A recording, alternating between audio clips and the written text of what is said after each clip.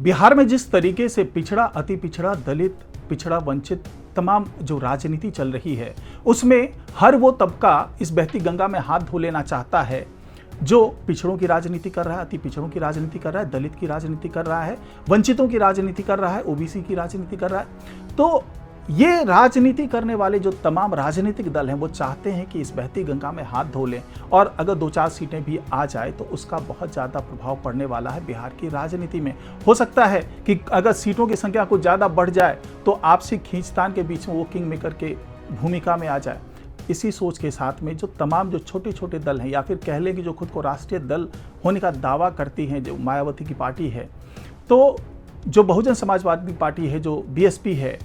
उसने भी अब ये ऐलान कर दिया है कि बिहार में अकेले दम पर चुनाव लड़ेंगे, कोई गठबंधन नहीं करेंगे और हमारा वोट बैंक बिल्कुल इंटैक्ट है और हम अपनी सरकार भी बना सकते हैं। हालांकि ये तो बड़े ही ऊंचे ऊंचे दावे हैं, इसमें कोई इस दावे में दम नहीं है, लेकिन इस दावे में जरूर दम है कि वो आने वाले दिनों में बिना गठबंधन के ही बिहार के 243 सीटों पर अपने उम्मीदवार को खड़ा कर सकती है।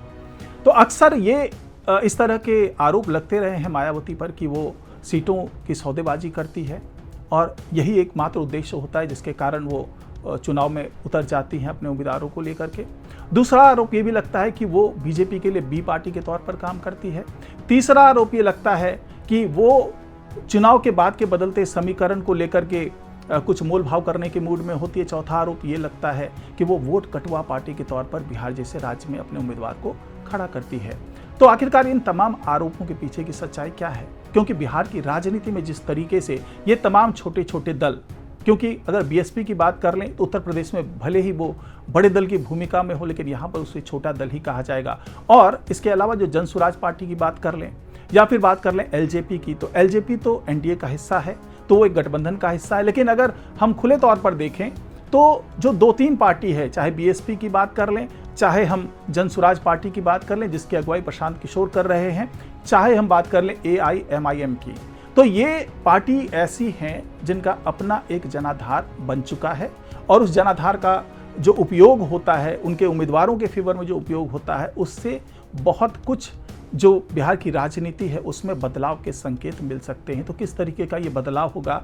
क्या प्रभाव पड़ेगा इन पार्टी के सभी सीटों पर अपने उम्मीदवार खड़ा करने से? हालांकि एआईएमआईएम जो है वो सभी सीटों पर अपने उम्मीदवार खड़े नहीं करेगी, लेकिन उन जगहों पर जरूर करेगी जहां पर अल्पसंख्यकों का दबदबा है, जहां पर वो निर्णायक भूमिका में है। तो क्या चीज़ें होने वाली है, इसके बारे में तमाम जानकारी आपको आज के वीडियो में मिलने वाली है, तो इस वीडियो को आखिर तक जरूर देखिएगा। नमस्कार, मैं हूँ डॉक्टर सुरजीत सिंह और आप देख रहे हैं यंग भारत न्यूज़। अगर आपने अभी तक इसे सब्सक्राइब नहीं किया है तो सब्सक्राइब कर लीजिए, और अगर आपको ये वीडियो अच्छा लगे तो इसको लाइक कीजिए, शेयर कीजिए और कमेंट जरूर कीजिए। तो जिस तरीके से बहुजन समाज पार्टी ने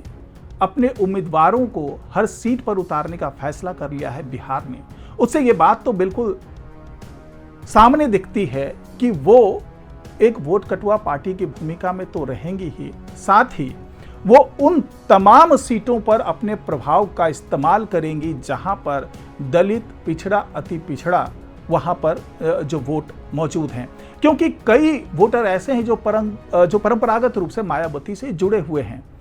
और इस जुड़ाव के पीछे की वजह है जो उत्तर प्रदेश में उनका जो प्रभाव था और जिस तरीके से उन्होंने पिछड़ों की और दलितों की राजनीति की थी, तो उसका असर बिहार में भी देखने को मिला है, और खास करके उन इलाकों में जो इलाके उत्तर प्रदेश की सीमा से सटे हुए हैं। जिस तरीके से अखिलेश यादव को पिछले दिनों महागठबंधन ने अपने सार्वजनिक मंच पर बुलाया था, वोटर अधिकार यात्रा में शामिल किया था, उसके पीछे भी वजह यही थी कि जो समाजवादी पार्टी है उसकी एक पैठ है उन इलाकों में जो सीमावर्ती इलाके हैं उत्तर प्रदेश के।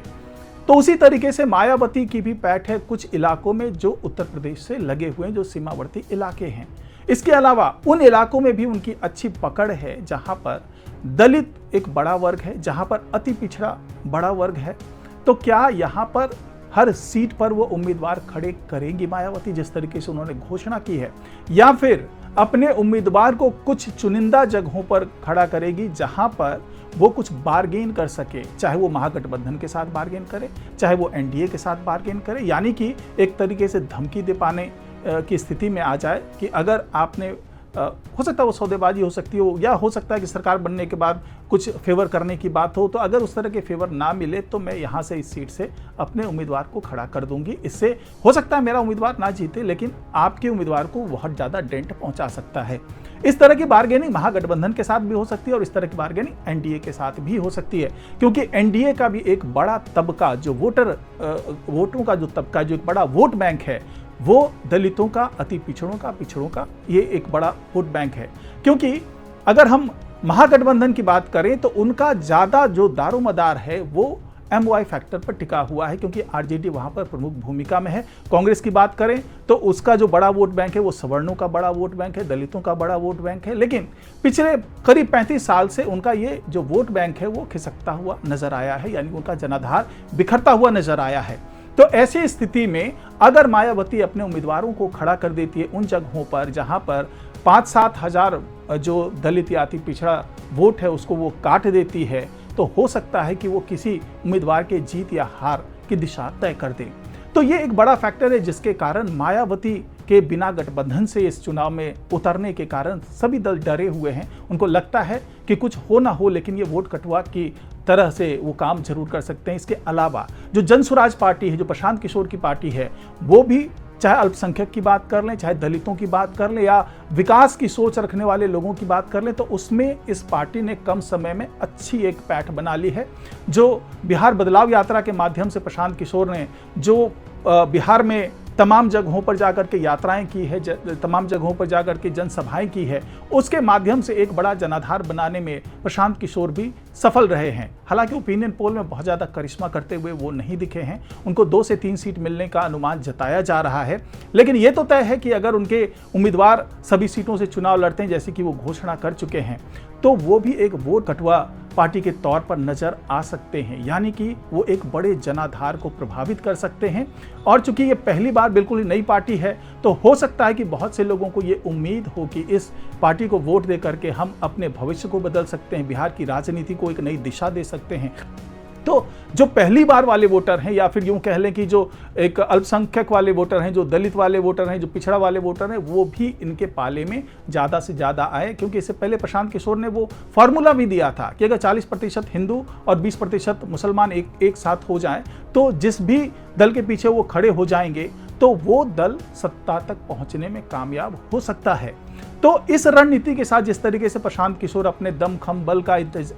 वो कर रहे हैं, इस्तेमाल कर रहे हैं, और साथ ही वो आंकड़ों की बाजीगरी करने में बड़े माहिर हैं, जुमलेबाजी करने में बहुत माहिर हैं, वो कोई नारा देने के लिए बहुत माहिर हैं। जिस तरह की उन्होंने रणनीति तैयार की थी, चाहे नरेंद्र मोदी के लिए तैयार की हो, चाहे नीतीश कुमार के लिए तैयार की हो, चाहे ममता बनर्जी के लिए तैयार की हो, चाहे अरविंद केजरीवाल के लिए तैयार की हो, तो ये तमाम जो समीकरण हैं उनकी एक पूरी टीम है जो इस तरह से आंकड़ों की बाजीगरी करती है और चुनाव प्रचार को हाईटेक तरीके से हाईजैक करने की दक्षता ये रखते हैं। तो ऐसी स्थिति में ये भी एक बड़ा ही फेरबदल करने वाली पार्टी होगी। इसके अलावा अगर हम AIMIM की बात करें तो वो अपने उम्मीदवारों को उन सीटों पर उतार रही है जहां पर अल्पसंख्यकों का दबदबा है, खास करके जो सीमांचल का इलाका है वहां पर उनके उम्मीदवार एक बड़ा फेरबदल कर पाने में सक्षम हैं। तो कुल मिलाकर के देखें कि अल्पसंख्यकों को जिस तरह के जो 18% का वोट बैंक है, अगर उसको प्रभावित कर जाती है AIMIM, क्योंकि पिछले चुनाव की बात कर लें तो उस वक्त भी 5 उम्मीदवार इनके जीत करके आए थे और कई ऐसी सीट थी जिस पर उन्होंने जीत हार को प्रभावित किया था। भले इनके उम्मीदवार दूसरे या तीसरे पायदान पर रहे हों, लेकिन जीत हार को प्रभावित करने में इनके उम्मीदवारों की बड़ी भूमिका रही है। तो ये वो तमाम राजनीतिक पार्टी है जो बिहार की राजनीति पर अच्छा असर डाल सकती है और बिहार की राजनीति में किस दल के हाथ में सत्ता की चाबी पहुंचे उसको भी ये जो है कंफर्म कर सकती है, उसके लिए भी एक बड़ी ही अहम भूमिका तय कर सकती है। तो कुल मिलाकर के ये कह सकते हैं कि पहले से ही जनसुराज पार्टी और AIMIM का जो दावा था वो बिहार की राजनीति में वो मुखर तो था ही, साथ ही अब जिस तरीके से बहुजन समाजवादी पार्टी की जो एंट्री हुई है वो अपने आप में बहुत अहम है और हो सकता है कि वो बिहार की राजनीति को एक निर्णायक मोड़ दे दे और हो सकता है कि उसके कारण जो सत्ता में पहुंचने वाले गठबंधन हैं उसमें या तो महागठबंधन के फेवर में चली जाए चीजें या फिर NDA के फेवर में चली जाए, क्योंकि बार बार विपक्ष ये दावा करती है कि मायावती जो बीजेपी है उसकी बी पार्टी है, इसलिए ज़्यादा फायदा पहुंचने की उम्मीद एनडीए के फेवर में जताई जा रही है। तो आज की रिपोर्ट में फिलहाल इतना ही। नमस्कार।